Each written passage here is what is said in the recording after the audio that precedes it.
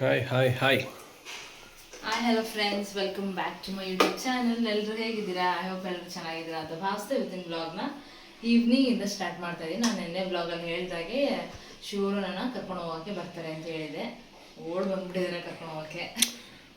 ಓಡ್ ಬಂದ್ಬಿಟ್ಟಿದ್ದೀನಿ ಹೆಂಡ್ತಿನ ಮನೆಗೆ ಕರ್ಕೊಂಡು ಹೋಗೋಕ್ಕೆ. ಈಗ ಆ್ಯಕ್ಚುಲಿ ಡ್ಯೂಟಿ ಮುಗಿಸೋಂದ ತಕ್ಷಣ ಬಂದರು.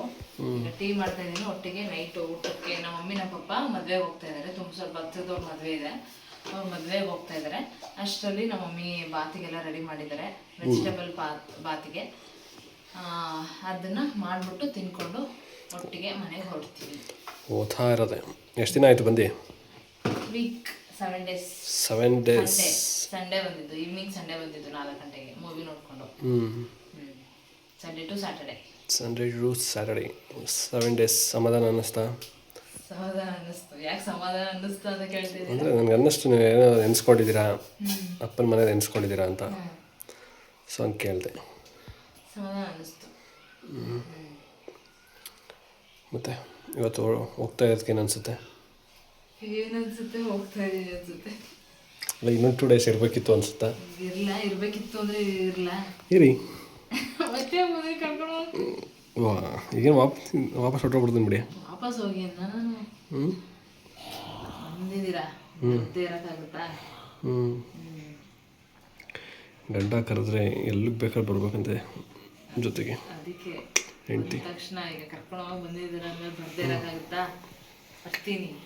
ಕಷ್ಟ ಸುಖ ಎಲ್ಲಿ ಕರೆದ್ರೂ ಬರಬೇಕು ಅಂತ. ಹೌದು. ಈಗ ಲೈಟಾಗಿ ಟೀ ಕುಡ್ಕೊಬಿಡೋಣ ಅಂತ ಟೀ ಮಾಡ್ತಾ ಇದ್ದೀನಿ. ಟೀ ಮಾಡ್ತಾ ಇದ್ದೀರಾ? ಇವಾಗ ತಾನೆ ಎಲ್ಲ ನೋಡಿ, ಎಲ್ಲ ಬಾತಿಗೆಲ್ಲ ಹೆಚ್ಚಿಟ್ಬಿಟ್ಟು ಅಕ್ಕಿನೂ ರೆಡಿ ಮಾಡಿಬಿಟ್ಟು ಎಲ್ಲನೂ ರೆಡಿ ಆಗಿಬಿಟ್ಟಿದೆ. ಎಲ್ಲ ರೆಡಿ ಮಾಡಿಬಿಟ್ಟು ಸ್ನಾನಕ್ಕೆ ಹೋಗಿದ್ದಾರೆ. ಬಂದು ರೆಡಿ ಆದ ತಕ್ಷಣ ಏನು ಇದು ಮಾಡಿಬಿಡ್ತಾರೆ, ಬಾತ್ ಮಾಡಿಬಿಡ್ತಾರೆ. ನಾವೊಂದು 7 ಗಂಟೆಗೆಲ್ಲ ಊಟ ಮಾಡಿಕೊಂಡು ಗೋ. ಹಾಗೆ ಫ್ರೆಂಡ್ಸ್, ಮಲೇಷ್ಯಾ. ಹಾಗೆ ಫ್ರೆಂಡ್ಸ್, ಇನ್ನೊಂದು ವಿಷಯ ಏನು ಗೊತ್ತಾ? ನನ್ನ ತಮ್ಮ ಸಿಂಗಾಪುರ್ಗೆ ಹೋಗ್ತಾನೆ ಅಂತ ಮದುವೆಗೂ ಮುಂಚೆ ಒಂದು ಬ್ಲಾಗಲ್ಲಿ ಹೇಳಿದ್ದೆ, ಈ ಕಾಲೇಜ್ ಮೇಲೆ ಹೋಗ್ತಾ ಇದ್ದಾನೆ ಅಂತ. ಈಗ ಸಿಂಗಾಪುರ್ ಕ್ಯಾನ್ಸಲ್ ಆಗಿ ಮಲೇಷ್ಯಾಗೆ ಹೋಗ್ತಾ ಇದ್ದಾನೆ. ಮಂಡೇ, ಇವತ್ತು ಸ್ಯಾಟರ್ಡೆ, ನಾಳೆ ಸಂಡೇ, ನಾಳಿದ್ದು ಸೋಮವಾರ, ಮಂಡೇ ಹೋಗ್ತಾ ಇದ್ದಾನೆ ಫ್ಲೈಟಲ್ಲಿ ಮಲೇಷ್ಯಾಗೆ ಹೋಗ್ತಾ ಇದ್ದಾನೆ. ಆ್ಯಂಡ್ ನೋಡಿ, ಮಲೇಷ್ಯಾ ಕರೆನ್ಸಿನೂ ತಂದುಬಿಟ್ಟಿದ್ದಾನೆ. ತೋರಿಸು ರಾಹುಲ್ ನೀಟಾಗಿ. ನೋಡಿ, ಮಲೇಷ್ಯಾ ಕರೆನ್ಸಿ.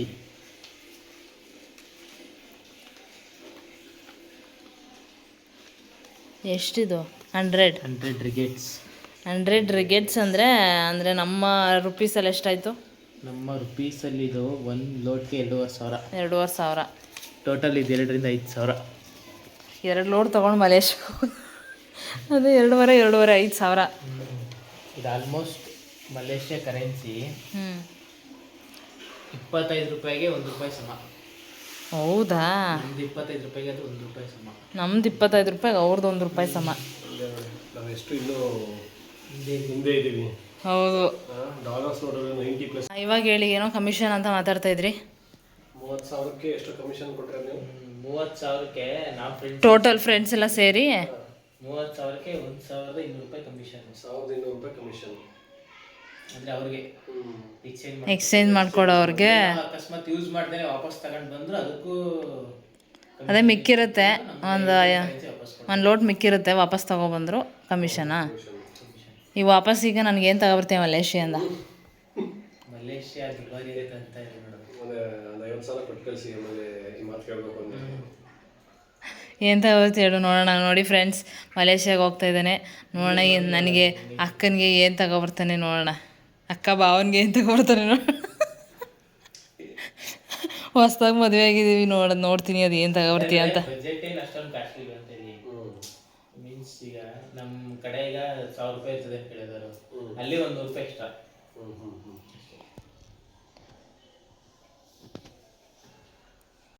ಹಾಗೆ ಫ್ರೆಂಡ್ಸ್, ಮಮ್ಮಿ ಬಾತೆಲ್ಲ ಮಾಡಿ ರೆಡಿ ಮಾಡಿಟ್ಟು ಮಿಕ್ಸ್ ಮಾಡಿ ಇಟ್ಟಿದ್ರು. ನಾವಿವಾಗ ಟೈಮ್ ಬಂದು 7 ಗಂಟೆ ಆಗಿದೆ. ಇವಾಗ ಊಟ ಮಾಡ್ಕೊಂಡು ಹೋಗೋಷ್ಟರಲ್ಲಿ 8 ಗಂಟೆ ಆಗುತ್ತೆ. ಒಂದು 1/2 hour ಊಟ, ಒಂದು 5 minutes ಟೀ, ಇನ್ನೊಂದು 15 minutes ನಮ್ಮ ಮನೆಯಿಂದ ಹೋಗೋಕ್ಕೆ ಅಷ್ಟೇ. ಅಲ್ಲಿಂದ ಹೋಗೋಷ್ಟರಲ್ಲಿ 8 ಗಂಟೆ ಆಗುತ್ತೆ. ಅದಕ್ಕೆ ಬೇಗ ಊಟ ಮಾಡ್ಕೊಳ್ಳೋಣ. ಆಮೇಲೆ ಮಮ್ಮಿಯವರು ಮದುವೆಗೆ ಹೋಗ್ತಾರೆ ಅಂತ ಹೇಳಿದ್ನಲ್ಲ, ಅವರು ಬೇಗ ರೆಡಿಯಾಗಿದ್ದಾರೆ ಹೋಗೋಕ್ಕೆ. ಬಾತು ಘಮ ಘಮ ಅಂತ ಇದೆ. ನೀಟಾಗಿ ಬ್ಯಾಟಿಂಗ್ ಮಾಡ್ಬಿಟ್ಟು ಇವಾಗ ನಾವು ಹೊರಡ್ತೀವಿ ಫ್ರೆಂಡ್ಸ್ ಬಾತು ಊಟ ರೆಡಿಯಾಗಿದೆ, ಊಟ ಮಾಡ್ಕೊತಾ ಇದ್ವಿ.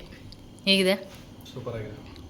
ಇಷ್ಟ ಆಯ್ತಾ ಬಾತು? ಮತ್ತು ಅದೇನು ಪಚ್ಚಡಿ ಅಂತೀರಾ? ಮೊಸರು ಚಟ್ನಿ. ನೀವೇನು? ಮೊಸರು ಬಜ್ಜಿ. ಮೊಸರು ಬಜ್ಜಿ ಅಂತೀವಿ. ಅದೇನೋ ಬಜ್ಜಿ ಅಂತೀವಿ, ನೀವು ಮೊಸರು ಪಚ್ಚಡಿ. ಗೈಸ್ ಕಮೆಂಟ್ ಮಾಡಿ ನೀವು ಯಾರ್ಯಾರು ಏನಂತೀರಾ. ಮೊಸರು ಇದು ರಾಯ್ತ ಅಂತಾರೆ, ಕೆಲವೊಬ್ರು ಮೊಸರು ಚಟ್ನಿ ಅಂತಾರೆ, ಕೆಲವೊಬ್ರು ಮೊಸರು ಪಚ್ಚಡಿ ಅಂತಾರೆ. ನಮ್ಮ ಕಡೆ ಮೊಸರು ಬಜ್ಜಿ ಅಂತೀವಿ.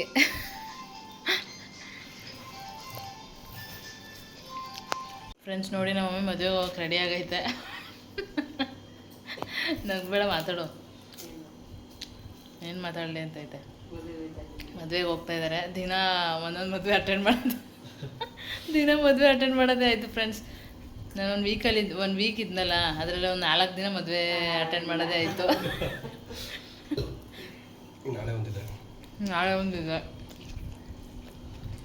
ನಾಳಿದ್ದೊಂದಿದೆ. ಇದು 17th ಅಧಿಕ ಮಾಸ ಮದುವೆಗಳಿಲ್ಲ. ಇನ್ನೊಂದು ಹೋಗಿ ಬನ್ನಿ. Hello guys, welcome back. And ನಾನು ನೆಕ್ಸ್ಟ್ ಡೇಯಿಂದ ಬ್ಲಾಗ್ನ ಸ್ಟಾರ್ಟ್ ಮಾಡ್ತಾಯಿದ್ದೀನಿ. ಇನ್ನೊಂದು ವಿಷಯ ಏನಂದರೆ ಗೈಸ್, ನಿನ್ನೆ ಶನಿವಾರ ನಾನು ಅಮ್ಮನ ಮನೆಯಿಂದ ವಾಪಸ್ ಬಂದ್ಬಿಟ್ಟೆ. ಇವತ್ತು ಭಾನುವಾರ. ನಿಮಗೆ ಹೇಳ್ದಾಗೆ ನಾನು ರಿಸೆಪ್ಷನ್ನಿಗೆ ಹೋಗ್ತಾಯಿದ್ದೀನಿ. ಮದುವೆಗೆ ಹೋಗಬೇಕು ಅಂತ ಹೇಳಿದ್ನಲ್ಲ, ಹೋಗ್ತಾಯಿದ್ದೀನಿ. ಆ್ಯಂಡ್ ಇವತ್ತು ನಾನು ವೇರ್ ಮಾಡಿರುವಂಥ ಸ್ಯಾರಿ ನಿಮಗೆ ನಾನು ತೋರಿಸ್ದಾಗೆ ನನ್ನ ಬಿಗ್ ರೂಟದ ಸ್ಯಾರಿ ಆಲ್ರೆಡಿ ನಾನು ರೆಡಿಯಾಗಿದ್ದೀನಿ. ಟೈಮ್ ಇನ್ನೇನು ಆಗ್ತಾಯಿದೆ. ನಾವಿವಾಗ ಕರ್ಕೊಳ್ಳೋ ಹೋಗಿ ನಮ್ಮ ಪಪ್ಪ ಮಮ್ಮಿ ಎಲ್ಲರೂ ಬರ್ತಾರೆ. ಅಲ್ಲಿಂದ ಕರ್ಕೊಂಡು ನಾವು ವಿಜಯನಗರಲ್ಲಿರೋದು ಮದುವೆ, ಅಲ್ಲಿ ಹೋಗ್ತಾಯಿದ್ದೀವಿ. ಇವಾಗ ಶಿವರು ಸ್ವಲ್ಪ ಹೊರಗಡೆ ಹೋಗಿದ್ರು. ಅವ್ರನ್ನ ನಾವು ಅವರು ಇವಾಗ ಬಂದು ರೆಡಿಯಾಗಿದ್ದಾರೆ. ಅವ್ರ ಪಪ್ಪ ಇವತ್ತು ಸಂಡೇ ಅಂತ ಫೀಲೇ ಹೊರಟೋಗಿದೆ.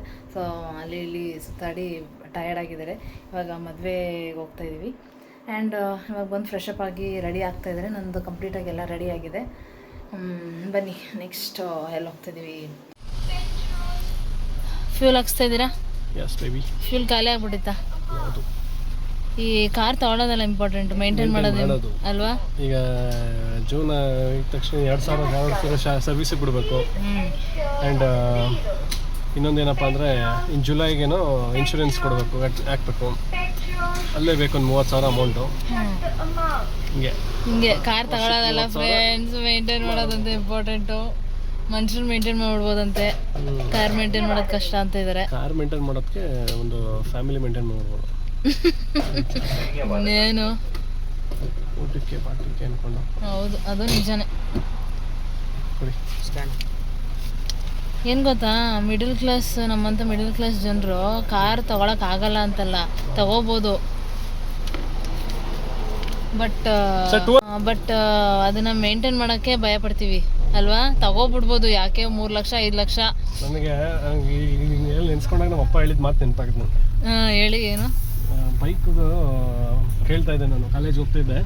ಕಾಲೇಜಲ್ಲೇ ಕೇಳ್ತಾ ಇದ್ರಾ? ಕಾಲೇಜ್ ಹೋಗ್ಬೇಕು ಅಂದರೆ ನನ್ನ ಮುಂದೆ ಏನಪ್ಪ ಅಂದರೆ ಎಲ್ಲ ಹುಡುಗರು ತಗೊಂತಿದ್ರು ನನ್ನ ಫ್ರೆಂಡ್ಸು. ನಮಗೂ ಕೊಡ್ಸಲ್ಲ ಅನ್ನೋದು ಒಂದು ಹೋಟೆಲ್ ಇದ್ರೂ ಆಸೆ. ಕೇಳ್ತಿದ್ದೆ ಗಾಡಿ ಕೊಡ್ಸಿ ಅಂತ. ನಮ್ಮಪ್ಪ ಒಂದೇ ಒಂದು ಮಾತು ಹೇಳಿದವ್ರೆ ಅವರು. ಸರಿ, ನಾನಾಗ ಊಟ ಬಿಟ್ಬಿಡೋದು ಅನ್ನೋದು. ಹೌದಾ? ಹಂಗೆಲ್ಲ ಮಾಡ್ತಾ ಇದ್ರು, ಲೈಟ್ ಆನ್ ಮಾಡಿ ಹಂಗೆ ಇದು ಮಾಡ್ತಿದ್ದೆ. ಆಗ ನಮ್ಮಪ್ಪ ಒಂದೇ ಒಂದು ಮಾತು ಹೇಳ್ತಿದ್ದು, ಸರಿ ನಾನು ಕಷ್ಟನೂ ಸುಖನೂ ಬೈಕ್ ತಗೊಡ್ತೀನಿ ನಿನಗೆ ನೀನು ಪೆಟ್ರೋಲ್ ಹಾಕ್ಸೋ ಯೋಗ್ಯತೆ ಇದೆಯಾ ಅಂತ ಕೇಳೋದು. ನಿನ್ಗೆ ಯಾವತ್ತು ಪೆಟ್ರೋಲ್ ಹಾಕ್ಸೋ ಯೋಗ್ಯತೆ ಬರುತ್ತೆ ಅವತ್ತು ನಿನಗೆ ಗಾಡಿ ಕೊಡಿಸ್ತೀನಿ. ನಿನಗೆ ಬೈಕ್ ತಗೊಳೋದಲ್ಲದೆ ನೀನು ದಿನ ನನ್ನ ಹತ್ರ ಬಂದ್ಬಿಟ್ಟು 50-100 ನಿಂತ್ಕೊಂಡ್ರೆ ನನ್ನ ಮುಂದೆ ಚೆನ್ನಾಗಿರುತ್ತೆ ಅಂತ. ಆಮೇಲೆ ನೀವು ಬೈಕ್ ತಗೊಂಡಿದ್ದು ನೀವು ಜಾಬಿಗೆ ಜಾಯಿನ್ ಆದ್ಮೇಲೆ ಅಂತೆ? ನಾವು ಅಪ್ಪನೇ ಜಾಯಿನ್ ಆದ್ಮೇಲೆ ಅಪ್ಪನೇ ಕೊಡ್ಸಿದ್ರಾ? ಎಷ್ಟು ಒಂದು 4-5 ತಿಂಗಳಲ್ಲೇ ಕೊಡ್ಸಿದ್ರು. ಹೌದಾ? ಸೇರ್ಕೊಂಡು 4-5 ತಿಂಗಳಲ್ಲೇ ಕೊಡ್ಸಿದ್ರಾ? ಗ್ರೇಟ್. 4-5 ತಿಂಗಳಿಗೆ ಆ ಮಾತು ನೆನಪಾಗುತ್ತೆ.